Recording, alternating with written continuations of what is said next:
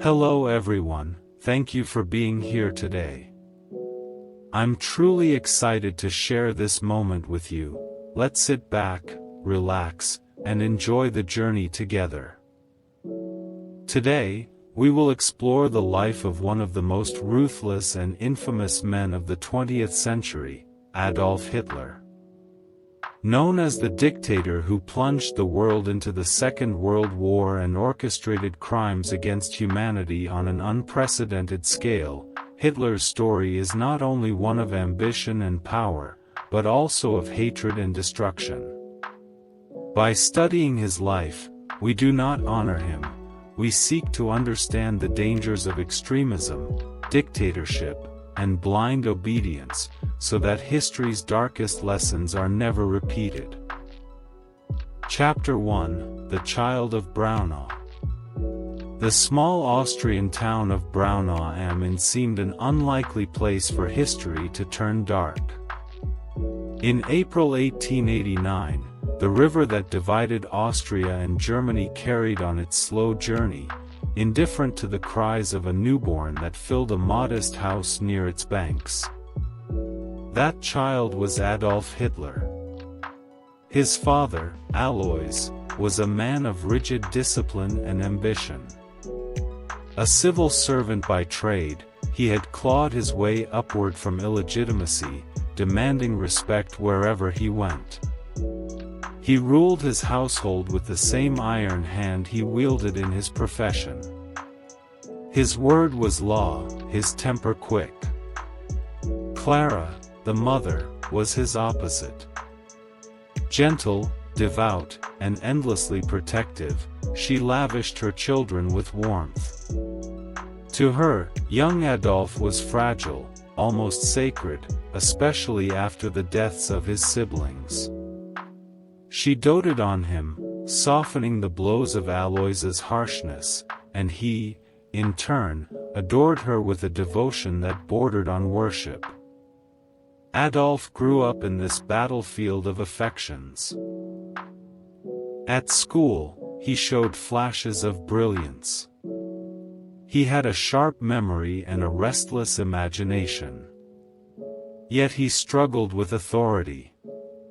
Teachers often described him as intelligent but stubborn, unwilling to follow rules.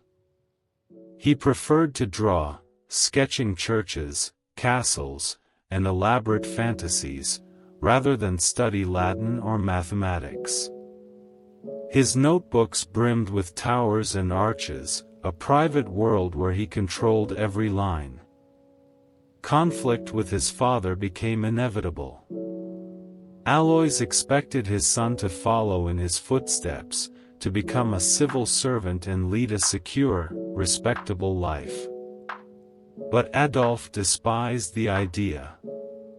One evening, after yet another argument, Alois slammed his fist on the table. "You will do as I say," the father barked. Adolf, only a boy but already fiercely defiant, shot back, "I will never be like you. I will be something greater." His voice shook with both fear and conviction. Clara rushed in, pulling him close, whispering soothing words. But the damage was done.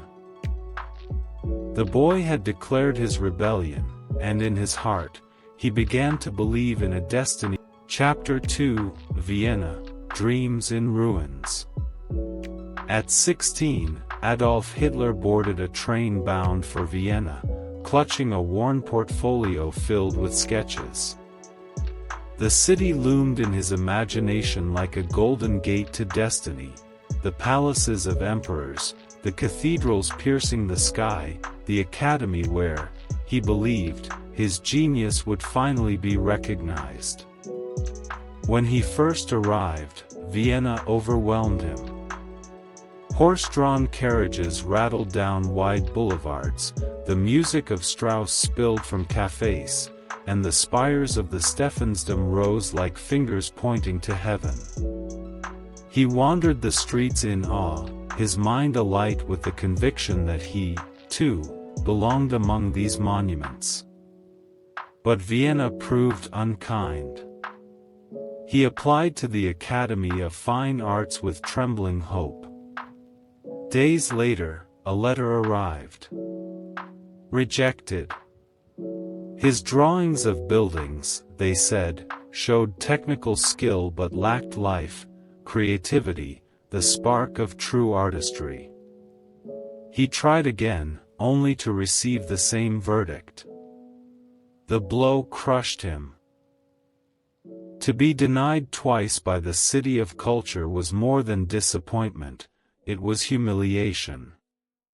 He drifted into bitterness, blaming not himself but the world around him. Life became a struggle. His small inheritance dwindled. He moved into hostels, sometimes sleeping in cold stairwells when money ran out. He painted postcards and watercolors of Vienna's landmarks to sell for coins on the street. Hunger gnawed at him, pride withered into resentment. It was in the cafes and beer halls of Vienna that another education began. Newspapers and pamphlets filled with political debates, nationalist rhetoric, and prejudice became his textbooks. He devoured them eagerly, forming views that grew darker by the day. The city he once admired now seemed to him corrupted, overrun with voices and faces he came to despise. He often muttered to himself, "They rejected me not because I lack talent, but because this world conspires against me." His failures became fuel for hatred. Where another young man might have abandoned ambition, Adolf transformed rejection into a narrative of destiny denied. Yet not everything was despair. He still wandered Vienna's grand boulevards, sketching buildings in his notebook. Standing before the parliament or the opera house, he whispered, "I could build better. Greater. Eternal." Though the academy had closed its doors, he clung to the belief that greatness was still his to claim, only, now, not through art. By the time he left Vienna in 1913, the boy who had arrived full of dreams was gone. In his place stood a man hardened by failure, consumed by anger, and beginning to imagine that his path lay not in painting beauty but in reshaping nations. The city of music, culture, and light had given him no place in its halls. Instead, it had forged something far darker. Vienna was not his triumph but his crucible, the furnace where disappointment melted into ideology, and where an artist's brush was exchanged for the sword of ambition. Chapter 3: Baptism by War. The summer of 1914 erupted like a thunderclap across Europe. Crowds filled the streets, waving flags, singing anthems, convinced the war would be glorious and brief. For Adolf Hitler, now a drifting young man in Munich, it was salvation. His failures in Vienna still haunted him, but here was a chance to prove himself, to belong, to fight for something greater than himself. He enlisted eagerly in the Bavarian army. In the uniform of the 16th Bavarian Reserve Infantry Regiment, he felt a new identity take shape. No longer the rejected artist, he was now a soldier of the fatherland. Here, he wrote, "I found my purpose." The front was no parade. The trenches of Flanders and the Somme were oceans of mud and blood. Shells screamed overhead day and night, rats gnawed on corpses, and the stench of death hung heavy. Yet Hitler thrived in the chaos. He became a dispatch runner, carrying messages through shellfire and machine gun barrages, a role that demanded both courage and recklessness. More than once he stumbled back to the trenches with his uniform torn, his boots soaked in mud, and his satchel miraculously intact. To his comrades, he was an odd figure, solitary, rarely joining in jokes or songs, often absorbed in long monologues about Germany's destiny. He could be fanatically loyal, yet distant, a man apart. "Strange fellow," one soldier muttered, "but brave." In 1916, during the Battle of the Somme, he was wounded by shrapnel. Carried to a field hospital, he lay staring at the ceiling, convinced that he had given everything for the fatherland. When he recovered, he begged to return to the front. To live anywhere but among his brothers in the trenches seemed impossible.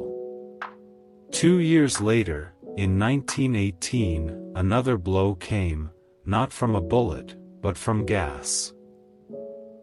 During a night attack near Ypres, chlorine filled the air, burning his lungs, searing his eyes until he was blinded. In a hospital in Pasewalk, he groped through darkness, coughing, weeping not only from pain but from despair. It was there that he heard the news: Germany had surrendered. The Kaiser abdicated. The empire was gone. For Hitler, it was unbearable. He lay in bed trembling, his bandaged eyes streaming. "It cannot be," he whispered. "We were undefeated in the field. This is treason." The armistice cut deeper than any wound. He could not accept that Germany, proud and strong, had fallen to its knees. In the silence of his hospital ward, he swore to himself that he would devote his life to reversing the humiliation. The trenches had given him more than scars, they had given him a worldview. War was not horror, it was purpose, struggle, destiny. Peace was weakness. Democracy, he believed, had betrayed the soldier's sacrifice. When he left the hospital, the world was broken. But inside him, a new certainty burned, that he had been chosen to lead Germany out of defeat, that he alone could restore its honor. The battlefield had baptized him not in glory, but in bitterness, and in that bitterness, the seeds of tyranny took root. Chapter 4: The Rise of the Führer. Germany after the armistice was a wounded beast. Its people wandered through streets lined with hunger and shame, clutching worthless banknotes as inflation devoured their savings. The proud empire of yesterday had become a republic despised by its own children, bound by the chains of the Treaty of Versailles. Out of this humiliation rose voices of anger, searching for someone to blame, someone to follow. Adolf Hitler, still drifting after the war, found his calling in those echoes of resentment. In Munich, he joined the small German Workers' Party, a group so obscure that its members barely filled a backroom. Yet when Hitler stood to speak, something happened. His voice, sharp and electrifying, seemed to pierce through despair. His words painted pictures more vivid than his brushes ever had. "They say Germany is defeated," he shouted one evening in a crowded beer hall. "But I tell you, we were betrayed. Not by the soldier in the trench, but by cowards, profiteers, and traitors who bled us from within." The crowd erupted. Men who had come to drink and grumble now stood on their benches, fists raised, shouting in unison. Hitler, once ignored, had discovered his weapon, oratory. Word spread. Soon, the small party swelled with followers. It was renamed the National Socialist German Workers' Party, the Nazi Party, and its symbol, the swastika, was raised like a new standard of faith. Hitler became its star, his speeches a thunder that rolled across Bavaria. In 1923, intoxicated by his growing power, he attempted to seize Munich in a coup. Stormtroopers marched, flags unfurled, but the rebellion collapsed within hours. Hitler was arrested, charged with treason. Many thought it was his end. Yet prison proved his pulpit. Behind bars, he dictated his manifesto, Mein Kampf, to loyal followers. In its pages, he poured his venom, his dreams of a purified nation, his vision of expansion and conquest. The book spread like wildfire among sympathizers, turning the failed coup into a seed of myth. When he was released after only 9 months, he was no longer merely an agitator, he was a figure of destiny to his growing movement. The years that followed hardened him. He rebuilt the party with ruthless discipline, using propaganda to turn despair into devotion. The brown-shirt stormtroopers marched through streets, breaking opponents with fists and boots. Posters and slogans plastered walls, hammering his message into every household: unity, strength, revenge. By the early 1930s, as the Great Depression crushed Germany further, millions turned to him. "Only Hitler can restore us," they whispered in factories and farms alike. In 1933, their whispers became reality. He was appointed chancellor. Within months, democracy crumbled, the Reichstag fire paving the way for dictatorship. Rivals were silenced, enemies jailed or executed. The Republic was dead. The man who once begged for entry to Vienna's Art Academy now stood as Führer of a nation. He had failed as an artist, but as a manipulator of mass emotion, he was unmatched. The brush had been replaced by banners, the canvas by crowds, the gallery by a nation entranced.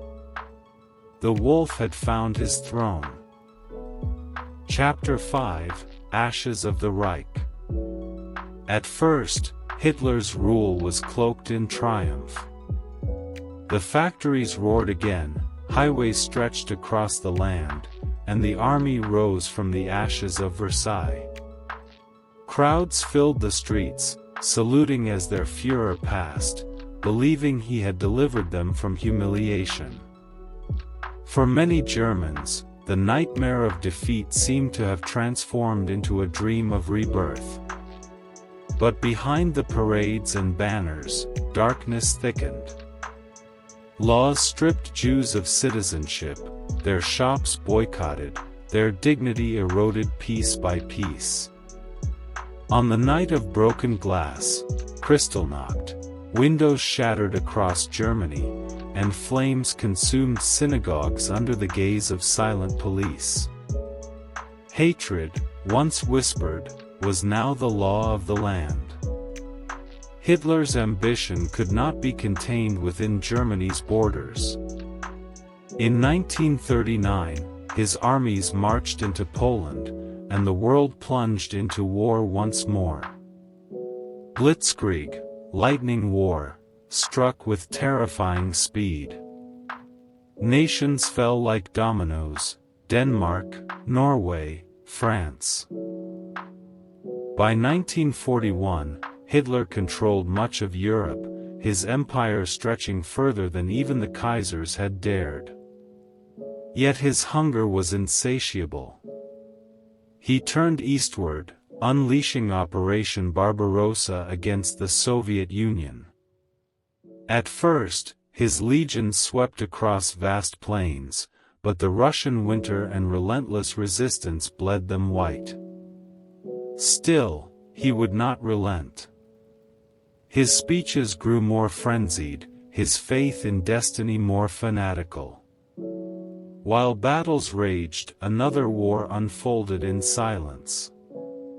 Trains rumbled across the continent, carrying millions of Jews, Romani, and others branded undesirable, to camps hidden behind barbed wire. There, under the smoke of chimneys, humanity was extinguished in gas and fire. The man who once dreamed of painting cathedrals now oversaw factories of death.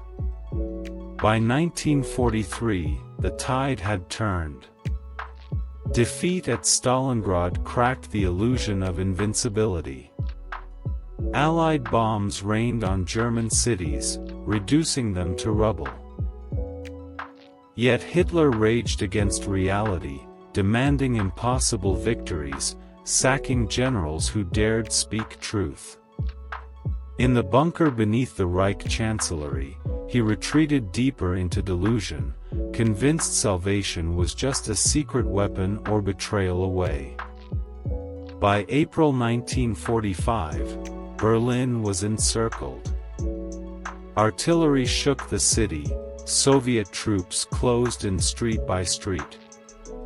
Above ground, civilians huddled in ruins. Below, Hitler clung to fantasies of divisions that no longer existed. His closest followers still called him Führer, but their eyes betrayed despair.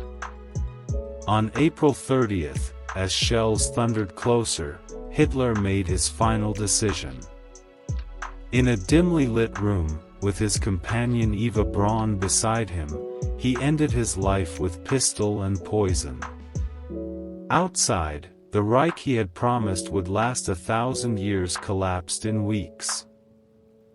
The war he unleashed had consumed over 50 million lives, scarred continents, and revealed humanity's capacity for cruelty.